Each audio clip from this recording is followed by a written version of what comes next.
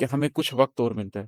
قرآن بھی اس بارے میں بات کرتا ہے کہ انسان کے پاس جب وقت ختم ہو جاتا ہے تو پھر وہ اور کی خواہش کرتا ہے، لیکن اس وقت اسے اور کہاں نصیب ہوتا ہے۔ قرآن اہل ایمان کو بھی کہتا ہے کہ تم نے جو عمل کرنے ہیں وہ کر لو، اس سے پہلے کہ وہ وقت آ جائے کہ تم واپس نہ جا سکو۔ فرعون کے بارے میں بھی یہ بات کرتا ہے کہ جب آخر میں اس نے ایمان قبول کرنے کی بات کی تو اللہ تعالیٰ نے کہا کہ اب جبکہ اس سے پہلے تو بہت بڑا نافرمان بنا ہوا تھا۔ تو ہم وقت کے ہاتھوں لٹتے رہتے ہیں اور آخر میں ہم یہ بات ریئلائز کرتے ہیں کہ وقت ہمیں کھا گیا، اور پھر ہمیں کسی مزید وقت کی خواہش ہوتی ہے جس میں ہم وہ کر سکیں جس کے لیے ہم اصل میں اس دنیا میں آئے تھے۔ تو جو لوگ اس لٹنے پٹنے سے پہلے ہی ریئلائز کر لیں کہ وقت کی اہمیت کیا ہے اور وقت کی اس اہمیت کا پاس رکھنے کی کوشش کریں، وہ مرتے دم ذرا سکون سے چلے جاتے ہیں، ان کے ہونٹوں پر ایک مسکراہٹ آ جاتی ہے، کیونکہ وہ حقیقت کو پہلے جان چکے ہوتے ہیں اور اس کی تیاری کر چکے ہوتے ہیں۔ بسم اللہ الرحمن الرحیم۔ آج میں اپنی کتاب انفس و آفاق میں سے ایک اور غزل آپ کے ساتھ شیئر کرنے لگا ہوں، اس کے اوپر تھوڑی سی ڈسکشن کرتے ہیں۔ کچھ لوگ ہیں جنہوں نے مجھے یہ کومنٹس بھیجے ہیں کہ جب آپ غزل پڑھ رہے ہوتے ہیں اور اس کی ڈسکشن ہو رہی ہوتی ہے تو جو ایک غزل کو تسلسل میں سننے کی خوبصورتی ہے وہ ہمیں نہیں مل رہی ہوتی۔ تو اس وجہ سے میں نے اپنی تمام غزلیں اور تمام نظمیں ان کے اوپر دو ویڈیوز بنوائی ہیں۔ اگر آپ صرف پوئٹری پڑھنا چاہتے ہیں تو یا صرف پوئٹری سننا چاہتے ہیں تو آپ ایگزیکٹلی سیم چیز کو پوئٹری کی فارم میں بھی سن سکتے ہیں ایک علیحدہ ویڈیو کی شکل میں، اور اگر آپ اس کے اوپر ڈسکشن دیکھنا چاہتے ہیں تو وہ ایک علیحدہ طور پر ہے۔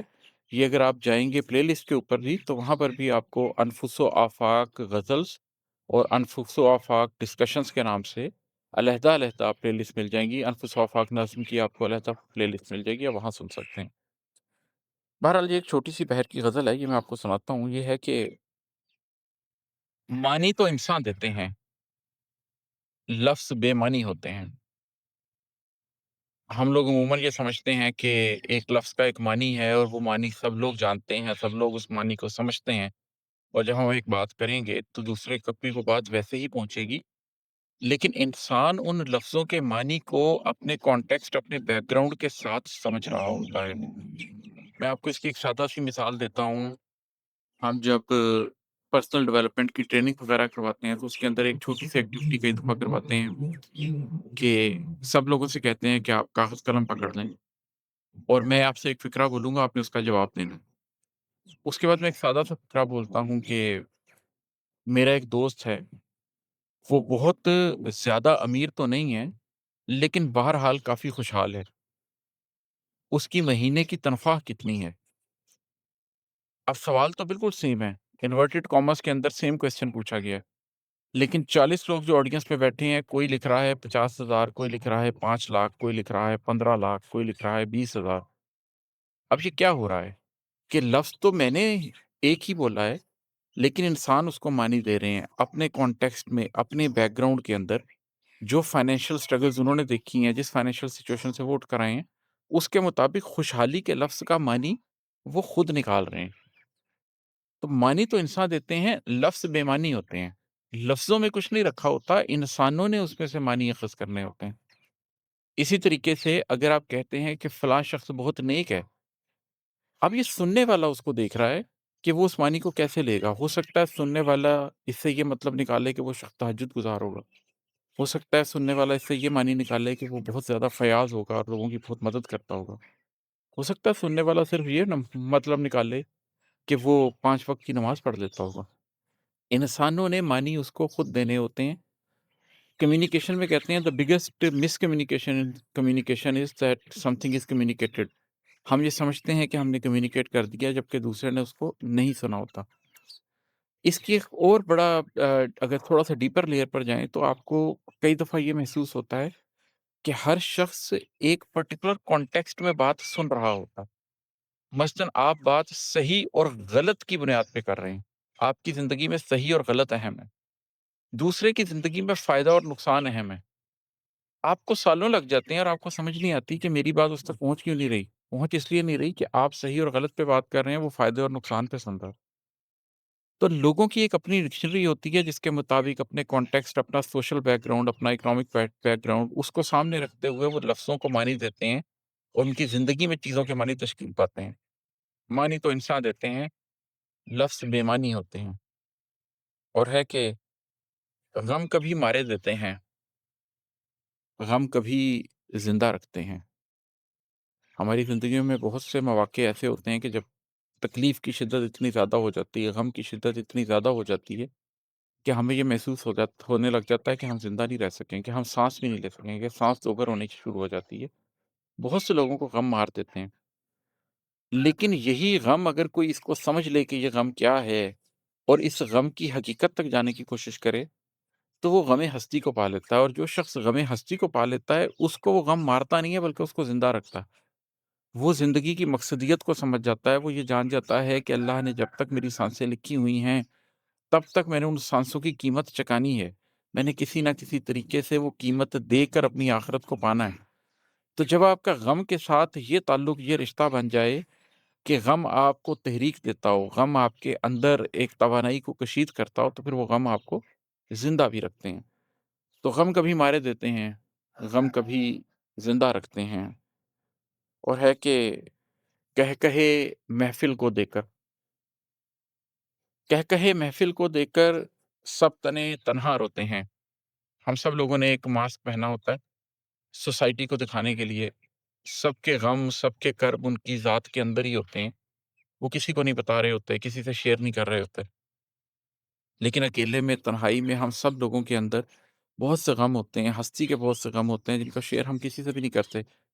कई दफ़ा अपने माँ-बाप से, अपने बच्चों से, अपने स्पाउस से जो आपके साथ सारी ज़िंदगी बराबर बिस्तर पर लेटा हुआ है, उसके साथ भी शेयर नहीं करते।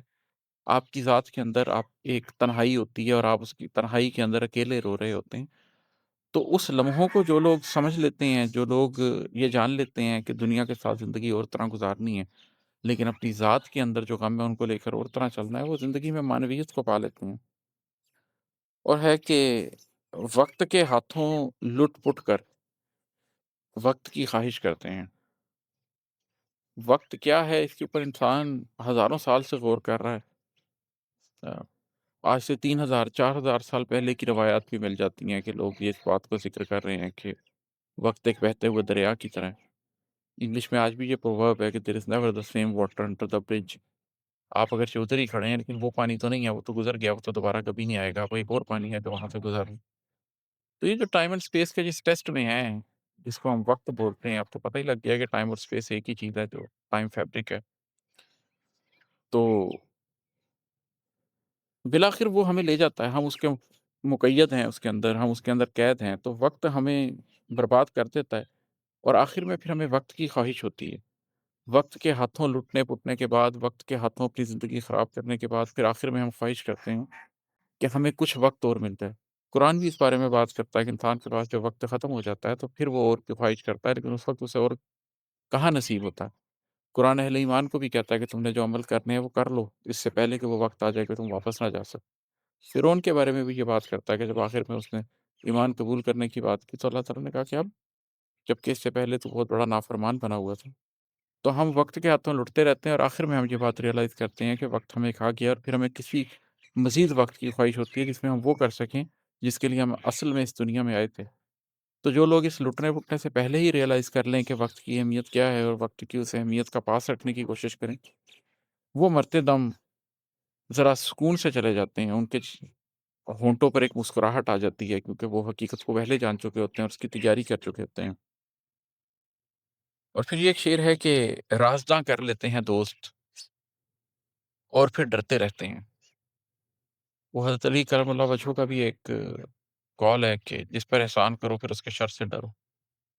इसी तरीके से जब किसी शख़्स को आप अपना राज़दार बना लेते हैं, फिर आपको बाद में ये दर्द होता रहता है कि मैंने अपना राज़ किसी से शरीक कर लिया और फिर आप डरते रहते हैं कि कहीं मेरा राज़ अफ़शा ना हो जाए। तो ज़िंदगी में बहुत दफ़ा ऐसा होता है कि आपके आगे-पीछे के लोग, आपके करीबी लोग आपको राज़दान कर लेते हैं अपने किसी गम का और उसके बाद फिर वो डरते रहते हैं, वो राज़ ही आखिर में आपके रिश्ते के अंदर दरार का बाइस बनता है। बड़ा ज़र्फ़ चाहिए होता है इस चीज़ के लिए कि आप लोगों के राज़ों को, लोगों के ज़िंदगी के कमज़ोर लम्हों को, लोगों की ज़िंदगी के गुनाहों को, उनकी ज़िंदगी की तारीक चीज़ों को सँभाल कर अपने सीने में रख सकें और उनको एक बेहतर दोस्त के तौर पर फिर भी उस रिश्ते को निभा सकें।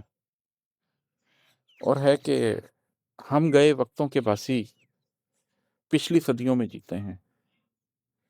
ये एक पोस्ट मॉडर्निज़्म का ज़माना है जिसके अंदर दुनिया ज़रा और तरह से जी रही है। टेक्नोलॉजी के ज़माने में एक बहुत फ़ास्ट पेस्ड लाइफ़ हो चुकी है। लेकिन इस दुनिया में अभी भी बहुत से लोग हैं जिनको महसूस होता है कि उनकी रूहें जो हैं वो قدیم روحیں ہی ہیں۔